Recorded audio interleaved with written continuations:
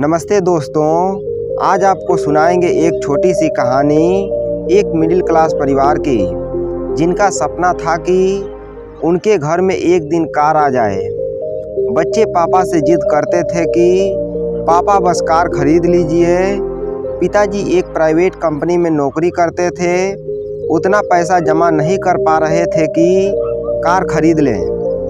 उनके एक बेटा और एक बेटी थी और पत्नी भी कहती थी कि बच्चों की जिद है, कुछ तो ऐसा कीजिए, सेविंग इकट्ठा कर लीजिए, लोगों से उधार ले लीजिए कि एक कार आ जाए घर में। और वो कहते थे, मैं उधार नहीं लूँगा, पैसा जमा करूँगा, फिर जाऊँगा खरीदने के लिए।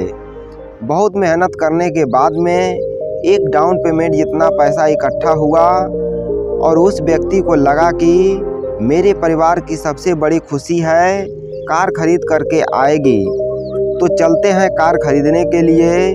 पूरे परिवार को एक सरप्राइज दिया, कहा चलो आज फाइनली वो सपना पूरा करते हैं। कार के शोरूम में गए, जो कलर पसंद किया हुआ था बच्चों ने, वही कार उन्होंने खरीद ली। कार खरीदने के बाद में पूरा परिवार उस कार में सवार होकर जब वहाँ से निकले तो उनके वहाँ पर परंपरा थी कि जो मंदिर था शहर का सबसे बड़ा, वहाँ सबसे पहले कार को ले जाया जाता था। तो उस मंदिर की ओर जा रहे थे, शाम का समय था। अचानक से मौसम पलट गया, तेज़ बारिश होने लगी, आंधी चलने लगी और सड़क किनारे एक चौराहा पर लाल बत्ती पर खड़े हुए थे। वहाँ एक बड़ा सा पेड़ आ करके उनकी कार पर गिरा, जोरदार धमाका हुआ। लोग दौड़े बचाने के लिए। चारों जो परिवार के सदस्य थे सुरक्षित थे, लेकिन कार बुरी तरह से क्षतिग्रस्त हो गई थी, टूट गई थी, तहस नहस हो गई थी। जितने लोग आसपास खड़े थे सब कहने लगे, क्या कार खरीद ली, कितने खराब मुहूर्त में खरीद के लाए हो, फलाना ढेकाना बातें कर रहे थे। इन चारों को हल्की चोटें थी तो इनको ले जाया गया अस्पताल में, ठीक भी हो गए। अब घर के बच्चों को लग रहा था कि पापा तो कार बेच देंगे। वाइफ को भी लग रहा था कि इस मनहूस कार को रख करके क्या करेंगे। कार का इंश्योरेंस था। उस व्यक्ति ने कहा, मैं कार बेचूंगा नहीं, मैं इस कार को ठीक कराऊंगा।